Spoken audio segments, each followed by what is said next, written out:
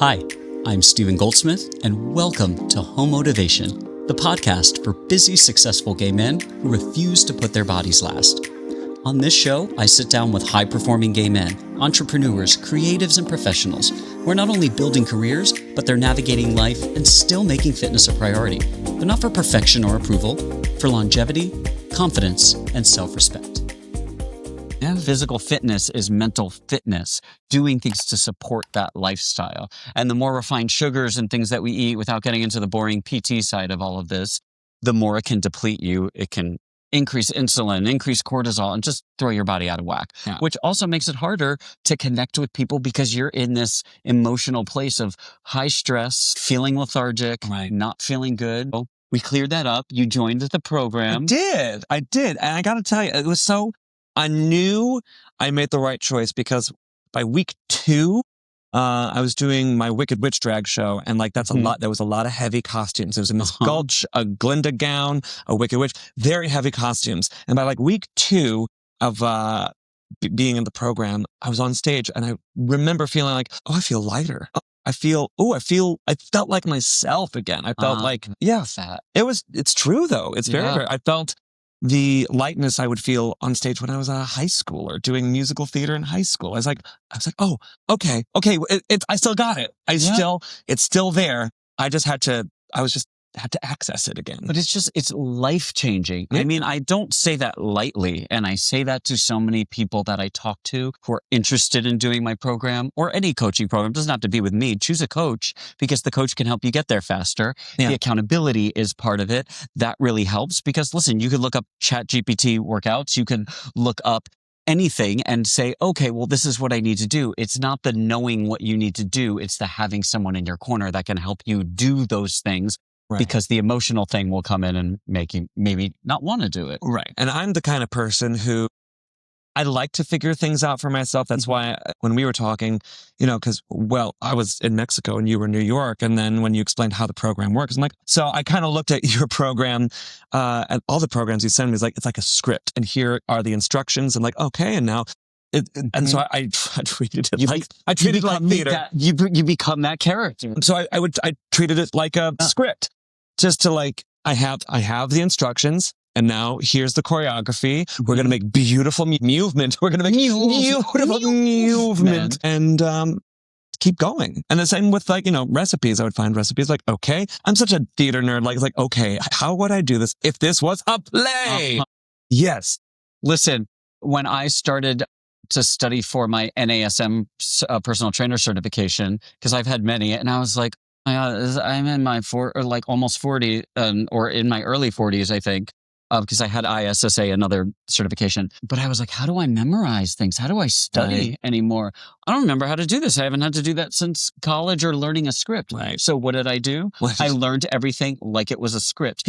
I had to go to a test center where they take your phone, they do things, and there's a camera that's watching you. And there are just a few computers. That was at an H&R Block or something. Different test sites. So I went in, there was no one else in the room. And I literally looked at the screen and started saying all the lines out loud that were on the screen and then repeating what I remembered as an actor playing a part. And I was like, oh, that's how I access it. It's so funny. If someone else was in there, I mean, I wouldn't have been able to do that, but it was nice to have the space to myself. Totally. But I've got ADHD. And so finding a way to access what's going to work for me. Okay. Treat it like theater. Okay. Here we go. If it works, it works. And it worked. Yeah. And it's working. Yeah. And it's working. Okay. So now you've been doing this for almost a year or almost a year. April will be the year mark. Yeah. And what have you noticed as you progress through it about your stamina past the 2 weeks? Yeah. Past the 2 weeks.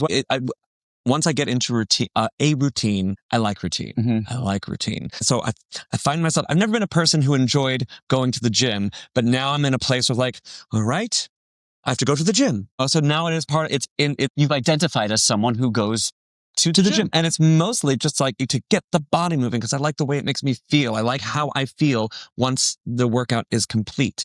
She's making out with my hand. But that's it. Once you're once your workout is complete, people are like, Steven, you love to go to the gym. I'm like, I don't love going to the gym. No. I don't want to make myself feel uncomfortable and push past plateaus and have to make time for it. It's how I feel after the gym. Yep. It's feeling accomplished. It's the endorphins. It's the way that I feel in my body. It's the confidence. It's the being able to overcome challenges and doing things that I didn't think were possible. Yeah. Really is life-changing.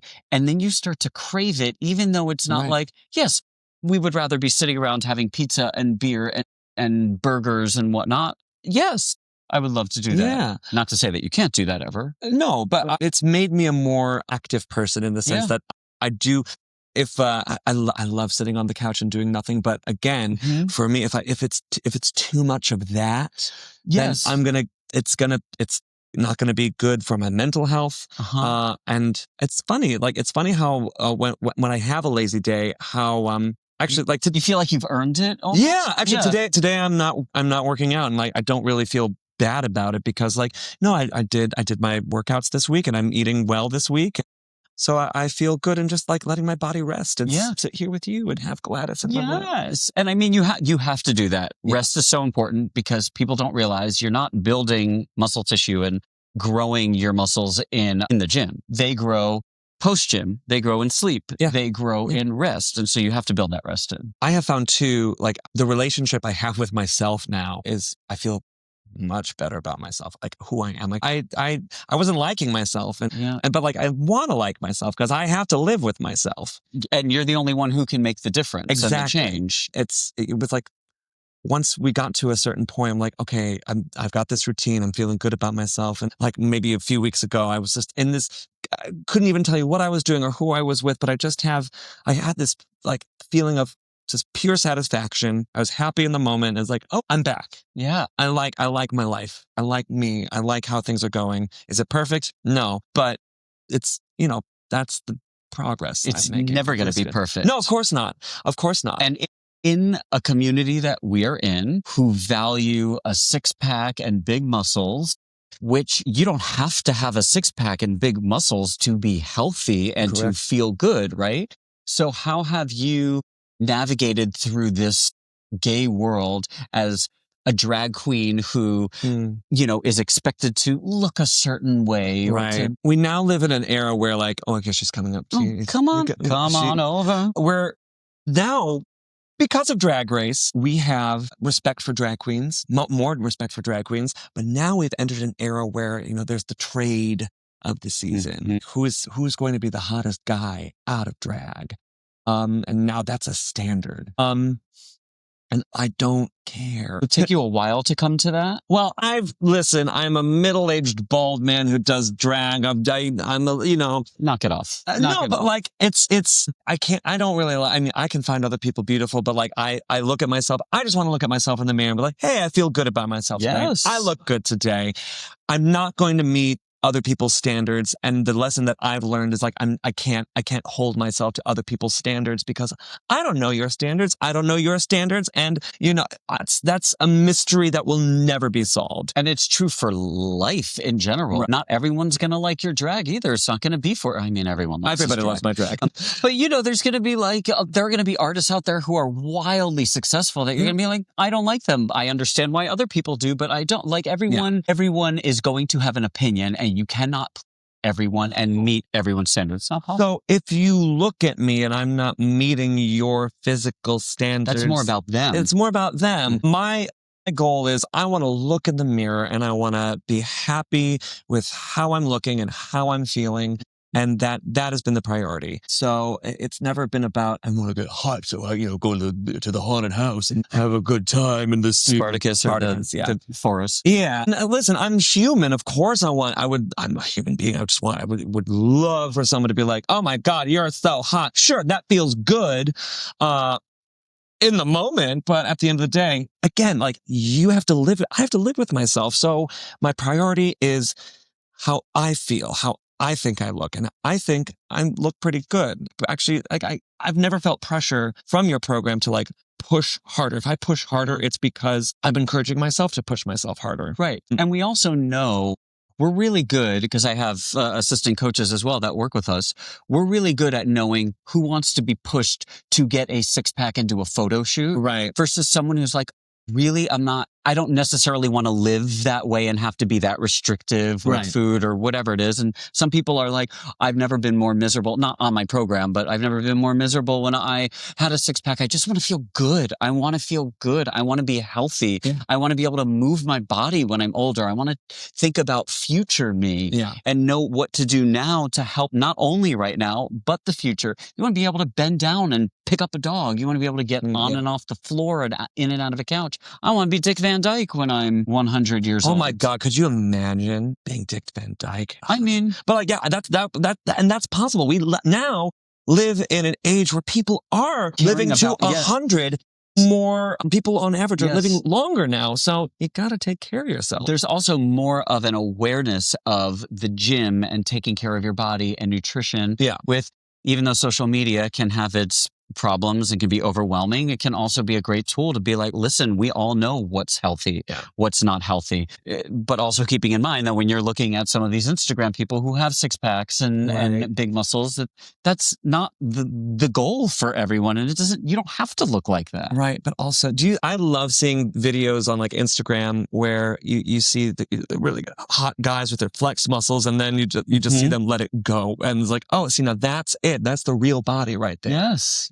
So we have this fantasy in our head, this standard that we've created in our head because what we see on social media. And just, you have to remember, it's also theater. It's also theater. I know everything is a facade, especially on social media. They're showing you their best selves, unless they're showing you their worst selves because they, I don't know, want to have some kind of, what's that word? When things go viral. Yeah, yes. Right? They want to like cry on, I mean, listen, live your dreams, do what you got to do. Sure. But what was my point in saying the whole perfection thing? Well, it's all theater. Yes. It's a little bit of smoke and mirrors. I'm like, hello, so is drag. I'm not really a woman. It's for me, like, could I have pushed myself a little harder to be a little more like muscular? Sure. Could I have made some food choices on this journey? Because it's been a bit of a roller coaster with my business. I've been on top of it. Could I be in a more muscular shape than I am right now? Yes. But for me, my personal goal was I want to be able to be flexible. I want my energy to be up. I want to look down and I want to bend over, Wait, what are we talking about? I'm talking about, I was tired of looking down to seeing my gut and not being able to see my hello down there's, and like with hard work, now I can like look down. It's less gut and more lean. And that was my goal. But the thing is like you have the tools where if you wanted to like look that like six packy built whatever, you could do that, and that. Yeah. But that is not for everybody. And it takes a lot of work to maintain that. And some people's bodies genetically, everyone can get there, but some people's bodies just want to hold a little bit more weight. I'm not someone who my body wants to hold a six pack all the time. When I do, my face is really gaunt. I can't really eat as much, and I want to have enjoyment. Can you see my abs? Well, maybe not right now because I had foot surgery and haven't been doing the things. But sometimes you can and sometimes you can't. Right. And that is okay. That is real life. That's being a human being.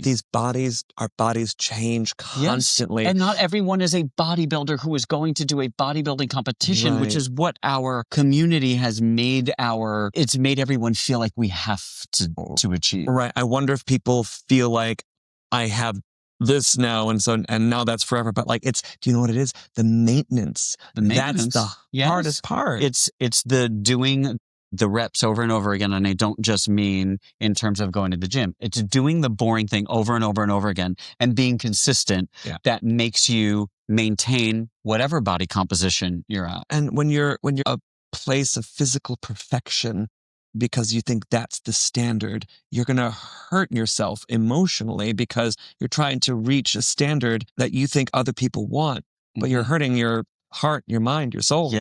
Because you're not living for yourself. You're living for other people's standards. You're living for other people's standards, unless that is something that really lights you up and makes you feel good and you want to accomplish something and you want to live like that and can and feel great about it. Great. But you don't have to be that. And I think that it has been so damaging for us, kind of like the women, back in like Twiggy's era, Twinks, this was like the 70s, right? I think so, yeah. And a model, super, super skinny, like waif. skinny, like not healthy. And then that became a standard. That's not great either. Right. So we've got to navigate. Listen, people take Ozempic and I have, or any of those GLP-1s, whatnot. I have no problem with that. I think that that's a good tool if you are still going to the gym, taking care of building muscle tissue and eating enough protein and eating right. If you're not doing that, you are literally breaking your muscle tissue down. You are literally getting really skinny and you are making your bones so damn frail. So if you're going to do it, you have to do the work. Yeah. Along with it. Do the research. You can't just take the magic pill, which a lot of people do. Right. And So, okay, to kind of finish up here, tell me if you could give one piece of advice to a gay man or anyone in the LGBTQIA plus community, LMNOP, as you like to say on stage. Yes. I've seen her show very often, every year. What piece of advice would you give to a person in our community who is, I don't know, maybe struggling to make it and they find that the work is very hard? For me, it's I would say every day, every hour, every moment, it's just one foot in front of the other. If you can just see yourself a year from now, here I am now, where can I be a year from now? And a year is long. So you break that down. Okay, let's see how I can do by the end of the month. How can I do by the end of the week? That just going step by step, going back to how I learn songs, how I learn monologues and write shows. It's like, okay, just take it bit by bit. And then in time, you look behind you, you look at your calendar and you see how many times you've gone to the gym. You've seen how many times you've made a really delicious meal that was delicious and healthy for you. I like looking back on the work that I've done to say, oh my God, look how much time has passed. I mean, I can't believe I've accomplished. Right, exactly. Yeah. Because if you look so far ahead of like, I want to look like that, I want to feel like that, that's going to take time. Yeah. If you just take it one step at a time, that's what's worked for me. And that's, you apply that to career too. Yes. Taking those steps, going after what you want. And it's not going to happen like that. I mean, I guess for some people it might, but an overnight success, an overnight sensation is not overnight. No, and even an overnight sensation took work, you know? So I would say if you are thinking about it, practice patience and one foot in front of the next. That's really all it is. And for like a little baby queen who's wanting to start out, what would you give advice to them about? Oh, if do it. Just do it. Just do it. You got to fall flat on your face. You have to fail because when you fail, you learn, you pick yourself up and you get stronger. And how does one start though? Get a wig. Honestly, truly, like if you're interested in starting drag, go to your favorite drag queen in town, wherever you live, and tell them, like, I'm interested. Are there opportunities for newcomers? I'm the product of a virgin show, and I started to do other virgin shows. I call them debutante shows. And I think that's important because every person should be able to try drag because it's fun. Some people have started careers doing drag, and some people just do it for a hobby. And there's no wrong way to do it. That's the big thing. There's no wrong way to do drag. So don't be afraid to be a mess. Be a mess because you'll get better as you go along. You just don't wait. I meet so many queens who will be like, I want to do drag. I got a great name, but I want to get the makeup right. Like, well, no, you have to be ugly. You have to because you learn by practicing. If you keep practicing, your makeup is going to get better and better and better. So don't be afraid to fail. Yeah. So go fail and learn from it because that's the way we learn. Yeah. We don't learn from being perfect, and you shouldn't be trying to be perfect, which is very hard for me because I'm a perfectionist. But if you're trying to be perfect, you will never do anything. It's like I had a mentor when I was talking about putting my business up on social media and advertising and everything. And I was worried to do it because I was like, people are going to be like, ugh, another online coach, another, leaning into the gay thing. I'm going to get backlash and people are going to come at me and start using bigotry and make me feel bad, all of that stuff. And they were like, you just have to put it out there. You just have to do it. Because if you don't, you're just going to keep waiting for the right time. And that right time is never going to come. No. So why wait? Yeah. You got one life, so don't waste it. As far as we know. I mean, I've got theories. I mean, I could come back as like a Gladys. You could. Look at baby doll.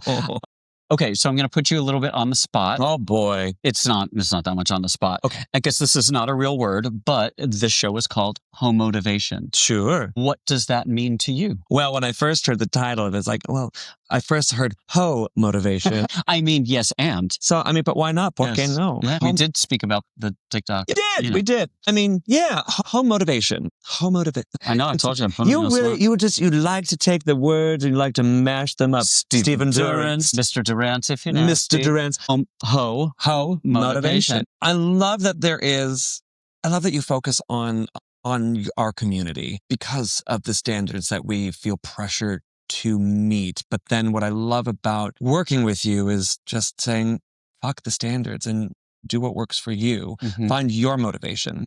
That's, and yes, I am a homo. And a ho. And well, Mo. No, I focus in on the motivation. What Mm-hmm. motivates me? What turns me on? That's the question I ask. Okay, what's going to turn me on today? And that's not necessarily sexually. Like, what am I drawn to? Mm-hmm. Today, I'm drawn to going to the gym. Today, I'm drawn to going to see our friend Megan's show. Mm-hmm. What's going to make my life? What's going to motivate me and enhance my life? That's what I get out of it. Yeah. Being a homo is just happening. It's the bonus. I love being gay. Listen, kind of same. Well, not kind of same. I mean, I was watching, a show. I don't even remember. Maybe it was last year or something.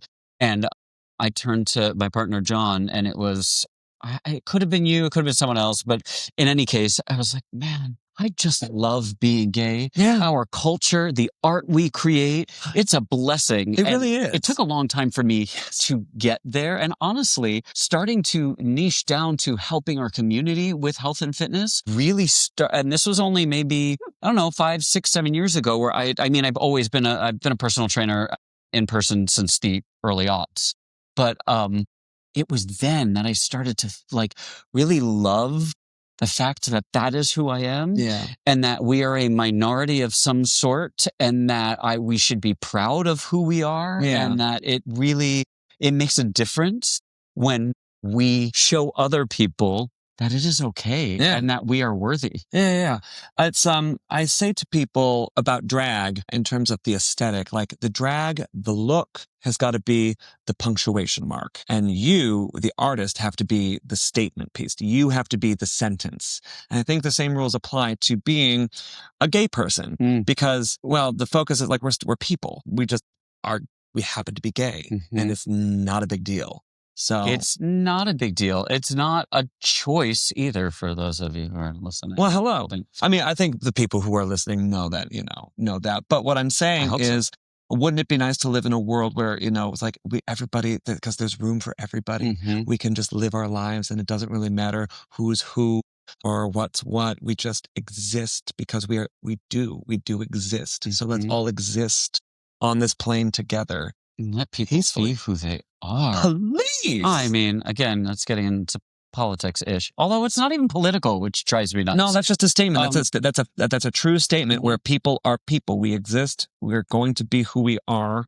Why are you bothered by it? Why are you bothered by it? And why are you interpreting something that came out thousands of years ago that is just a game of telephone in this book of fairy tales? Sorry. You went somewhere. I did, and I'm not going to continue.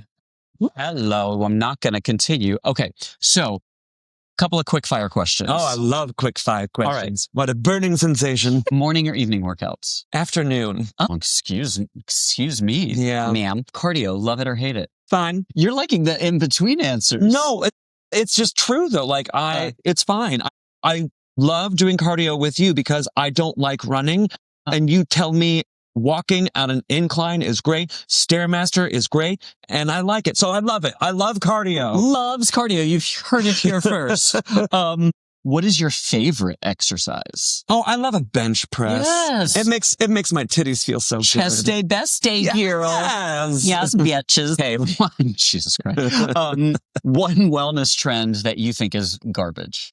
I don't know. I don't really pay attention to what trends. Well, so, like some people are like, I don't know, the Whole30, which I don't think is bad. I think that's great. But some people are like, I will cut out carbs forever in my life. And that can be used for a certain amount of time. That doesn't mean you have to live there. Yeah. Oh, no. Oh, I guess, the carbs thing. Like I see people being like very, very picky about the carbs that they taken. And the first few weeks when I was working with you, I was like, I went very carb free, but now I was like, yeah, I could have a piece of bread. Let's have a piece of bread. Yes. So yeah, carbs. Have a carb. But that was also, if you're listening, well, you are listening if you're hearing this, that having no carbs, especially in the beginning, can sometimes be a tool to help reduce insulin and reset your hormones. But you can't live like that. Yes. I mean, you can, and I know some people who do, but like there's got to be balance. There's always got to be balance. Again, too much of a good thing or anything is not a good thing. Exercising while taking calls or answering emails, yes or no? No. Yeah. No. That's your time. No, that's my time. Yeah. That's my time to turn my brain off. It's my time. It's my time down here. It's their time. It's their... Come on, Goonies. Yes. Yes. Okay. We are of a certain age. We are. Okay. Tell people where they can find you on social media. You can find me on myspace.com. Stop it. LiveJournal, Friendster, and Connection with an X. Full circle. Full circle. No, my socials are at Sutton Lee Seymour, ESEYMOUR. LMNOP. How dare you? At Sutton Lee Seymour on Instagram, on Facebook. I'm on TikTok. I don't really do TikTok. I think my last post was from 3 years ago. Kind of same, I think. You know, it's exhausting. I can't go into a whole other thing. I can't. Okay. But come see me live. I'm much more fun live. Well, you're not much more fun live. It's just a different experience. You're still fun on social media. However, tell the people, and I don't know when this will come out, so I don't think it'll be at the end of your Puerto Vallarta time, but how long are you running in Puerto Vallarta? So if you are following me, I will be in Puerto Vallarta. I'm usually in Puerto Vallarta, American Thanksgiving through Easter, November to about April. And then I'll be in Provincetown, end of May, Memorial Day to mid-September around Labor Day. So come see me in Provincetown in the summers. Come see me in Puerto Vallarta in the winters. Come stalk me in New York City. Come find me on a gay cruise. And come see me do a bench press. No, I would never go to the haunted forest called the TikTok. Not the shoulder. No, always the shoulder. Always the shoulder. So, and what is your show called this year? This year it's called Super Ma'am because I identify as super. So, thanks for asking. It's so good. The theme is I pick a theme every year, and I chose Super Ma'am because we're trying to save the world through drag. I mean, and last year was Witch Please, and the year before that was Broadway Barbie. Oh my! Also, we pick a theme. We do. We love a theme. We love a theme. People like a theme. I haven't done a Disney show yet. Okay, we won't do a Disney show. I mean, I got a couple other ideas. I've got a great parody idea for Heated Rivalry. That don't give that away. It's amazing. Disney, I feel like not that yes, children can see drag, and drag queens are not groomers and whatever else you crazy people think out there. Oh, but I'm dangerous. But dangerously funny. I mean, but if you did Disney, you might not be able to do the Spartacus Forest Yes, I can. joke. Yes, I can. You just have to, fine tune it if there are children. There have been children at my show. Yeah, and it is regardless. Anyway. Irregardless. Moving on. All right, so thank you so much. Hey, my pleasure. Thanks for having me. Yes, for giving of your time, for being such an amazing client. Am I not getting paid for this? Okay, great. More hot dogs. Hot dog.